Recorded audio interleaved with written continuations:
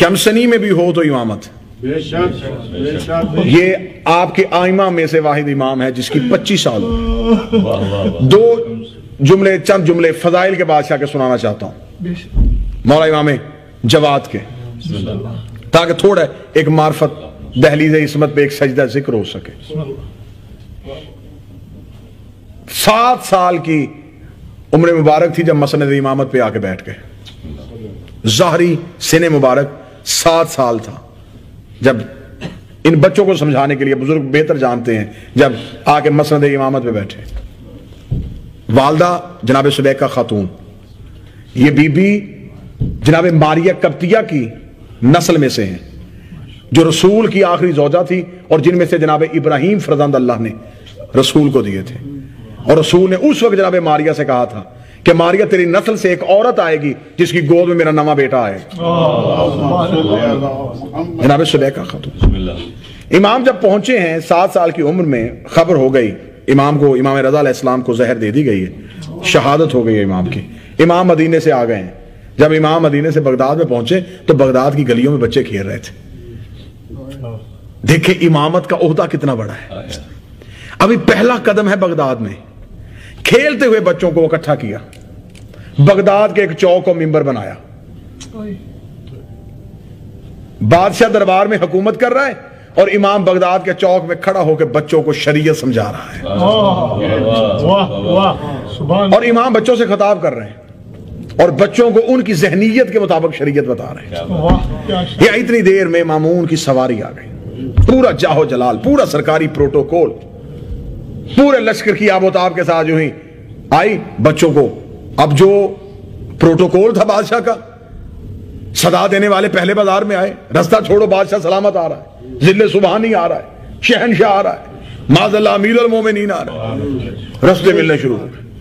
سارے بچے بغداد گلی سے الا جواد, سوائے امام کے. کھڑا رہا میرا مولا. اس کی سواری قریب گزری. اب اس سے نہیں پتا تھا کہ یہ کون ہے.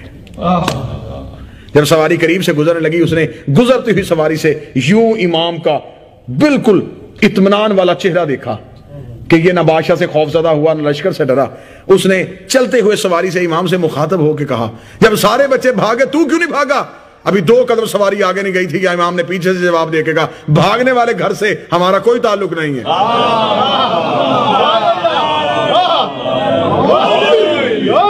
بھاگنے والے خاندان سے ہمارا کوئی تعلق نہیں. لفظ کانوں سے ٹکرایا, مامون رک گیا. اس نے کہا کلام کسی غیر کا نہیں. جزاک اللہ. سواری کو پیچھے کیا, پیچھے کر کے کہنے لگا, جب سارے بچے بھاگ گئے آپ کیوں نہیں گئے؟ امام نے کہا 3 حالتوں میں سے کوئی ایک حالت ہوتی تو شاید میں بھی چلا جاتا. اگر رستہ تنگ ہوتا, تیری سواری کی جگہ نہ ہوتی, جبکہ رستہ تنگ نہیں تھا, میرے کھڑے ہونے کے باوجود بھی تیری سواری گزر سکتی تھی. دوسری حالت یہ ہوتی کہ مجھے خوف ہوتا تجھ سے, سبحان اللہ, اور خوف میرے اندر تیرا ہے نہیں. تیسری یہ شرط کہ اگر تو ظالم ہوتا. اب تو بتا, تو ظالم ہے؟ یعنی کہ بچپن کی امامت بولتی رہی اور شاہی کا بڑھاپا کمزور ہوتا چلا گیا. جب اس نے پورے لشکر کے سامنے یوں امام کا کلام سنا اور امام کی گفتگو سنی, لاجواب ہوا. جب اس نے اپنی سواری کو چند قدم آگے چلایا تو اس کے ہاتھ پہ آ کے اس کا جنگلی باز جو شکار کے لیے یہ اپنے ساتھ رکھتا تھا وہ اس کے ہاتھ پہ آ کے بیٹھا. اس کے چون میں چھوٹا سا ایک مچھلی کا بچہ تھا.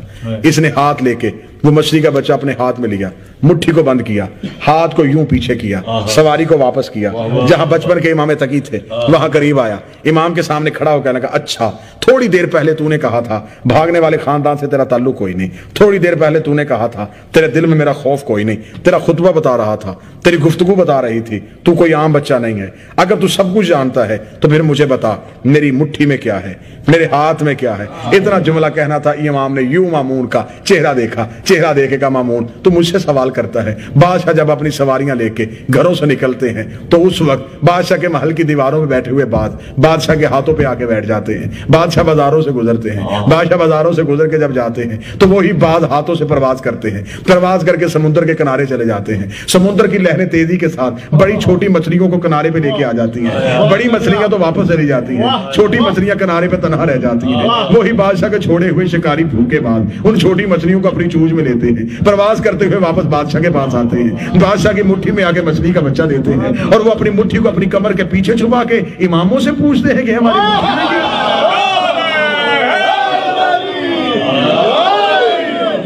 अना इब्न रजा, मैं रजा का बेटा हूं।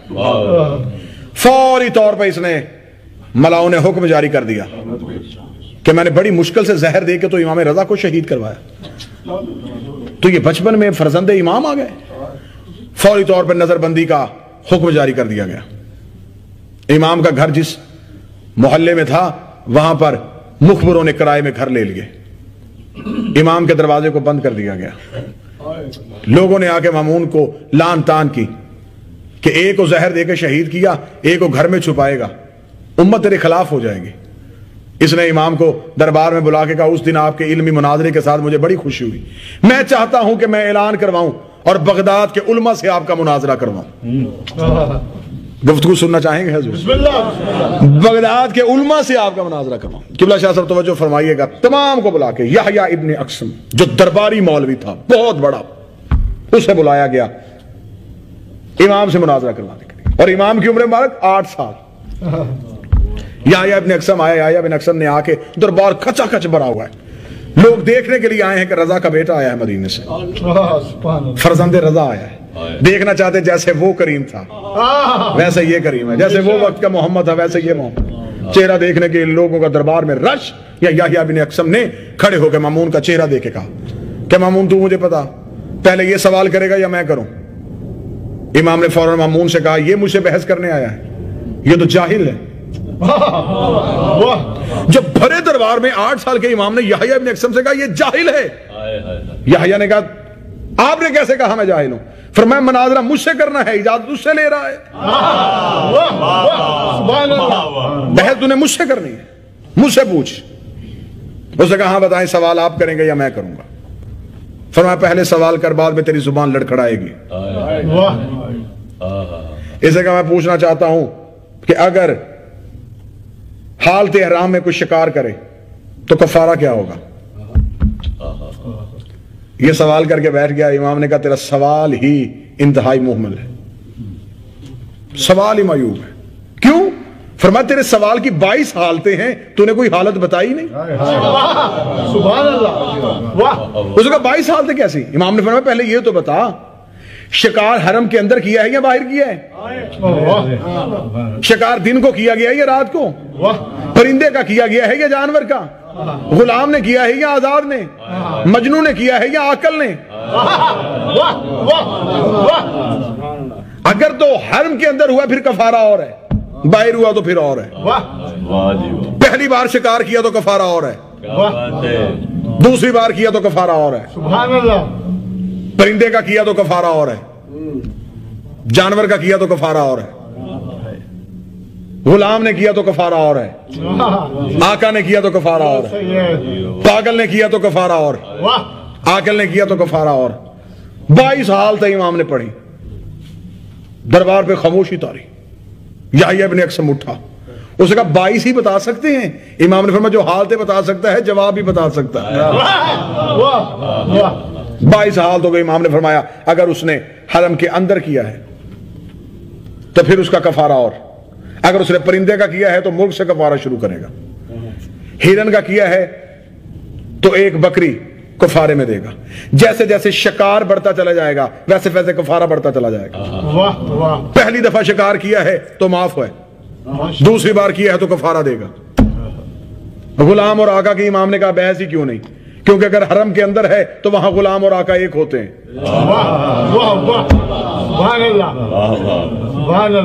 लिहाजा दोनों पे गुलाम और आका पे कफारा एक ही होगा। अगर पागल ने किया है तो कोई कफारा नहीं, عاقل نے کیا ہے تو وہ کفارہ دے گا. 22 حالتیں تمہارے مولا نے جواب دی. یحییٰ ابن اکثم کے چہرہ زرد تھی. بیٹھنے لگا. امام نے فرمایا میں بھی کچھ پوچھوں؟ سوال سننا چاہیں گے امام؟ اب کاش کے بساط علم بچھائی ہوتی اور سامنے داؤد کھڑا ہوتا, پھر میرا مولا علم کا اظہار کرتے. کاش کے بساط علم ہوتی اور سامنے عیسیٰ کھڑا ہوتا, پھر 8 سال کا مولا بتاتا کہ علم کے معنی کیا ہیں. اب جب سامنے یحییٰ جیسے جاہل کھڑے تھے اور وہ ایسے سوال کر رہے تھے, امام نے کہا چل تو بھی مجھے ایک سوال کا بتا. ایک انسان اپنے گھر سے نکلا ہے, چھت پہ کھڑی تھی ایک کنیز, وہ اس پہ حرام تھی. فجر کے وقت وہ حلال ہو گئی, ظہر کے وقت حرام ہو گئی, عصر کے وقت پھر حلال ہوئی, مغرب کے وقت پھر حرام ہو گئی, عشاء کے وقت پھر حلال ہوئی, عشاء کے بعد پھر حرام ہو گئی, فجر کے وقت پھر حلال ہو گئی. چلے اب واہ واہ نہ کرے, ایسے ایسے تو کرے. معصوم نے سوال کیا, قبلہ زیدی صاحب یحییٰ پریشان ہوا. اس نے کہا مجھے 22 حالتوں کا اندازہ نہیں تو پھر اس سوال کا اندازہ کیا؟ مامون نے کہا کہ آپ بتا سکتے ہیں؟ امام نے فرمایا ہاں میں بتاتا ہوں. جب وہ شخص, جواب سننا چاہیں گے معصوم؟ امام نے فرمایا جب وہ شخص گھر سے باہر نکلا, وہ کنیز کسی دوسرے کی تھی, اس پہ حرام تھی, اس نے خرید لی,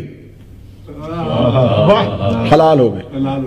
ظہر کے وقت اس نے اسے آزاد کر دیا, پھر حرام ہو گئی. عصر کے وقت نکاح کر لیا, پھر حلال ہو گئی. مغرب کے وقت زہار کر دیا, یہ طلاق کی ایک شک ہے, پھر حرام ہو گئی. عشاء کے وقت رجوع کر لیا, پھر حلال ہو گئی. عشاء کے بعد طلاق رجعی جاری کر دی, پھر حرام ہو گئی. صبح رجوع کر دیا, پھر حلال ہو گئی. بس یہ امام کا علمی مناظرہ تھا. یہاں بغداد کی گلیوں میں شور ہو گیا کہ امام جوانی میں امام نہیں ہوتا, امام بچپن میں بھی امام. وہ امام رضا کا بیٹا آیا ہے اور وہ 8 سال کی عمر میں اس نے دربار میں تمام سب کو لاجواب کر دیا. شور ہو گیا کہ آج کے بعد مسئلوں کا حل دربار سے نہیں پوچھنا, اس مولا سے پوچھنا. جب